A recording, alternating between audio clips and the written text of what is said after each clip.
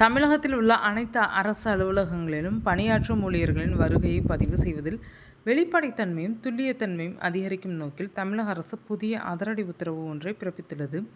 இதன்படி வருகிற ஜூன் 1ஆம் தேதி முதல் அரசு ஊழியர்களுக்கு முக அடையாள வருகை பதிவேடு முறை கட்டாயமாக்கப்பட உள்ளது.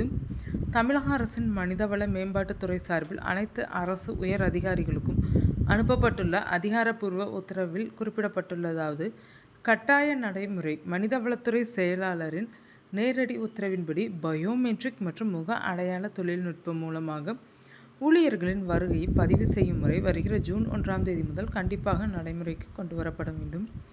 நேர கட்டுப்பாடு: அனைத்து அரசு ஊழியர்களுக்கும் காலை 10 மணிக்கு முன்னதாகவே தங்களது பணிக்கு தங்குதடையின்றி வருகை தருவதை அந்தந்த அலுவலகங்களின் உயர் அதிகாரிகள் தீவிரமாக கண்காணித்து உறுதி செய்ய வேண்டும்.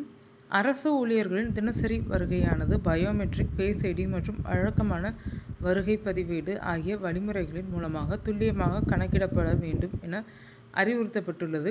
மேலும் அரசின் அடுத்த கட்ட மறு உத்தரவு வரும் வரையில் இதே நடைமுறையை தொய்வின்றி தொடர்ந்து முழுமையாக பின்பற்ற வேண்டும் என்று உயர் அதிகாரிகளுக்கு அனுப்பப்பட்டுள்ள அந்த சுற்றறிக்கையில் மிக திட்டவட்டமாக தெரிவிக்கப்பட்டுள்ளது. அரசின் இந்த அதிரடி நடவடிக்கையால் அரசு ஊழியர்கள் உரிய நேரத்திற்கு பணிக்கு வருவது உறுதி செய்யப்படும் என எதிர்பார்க்கப்படுகிறது.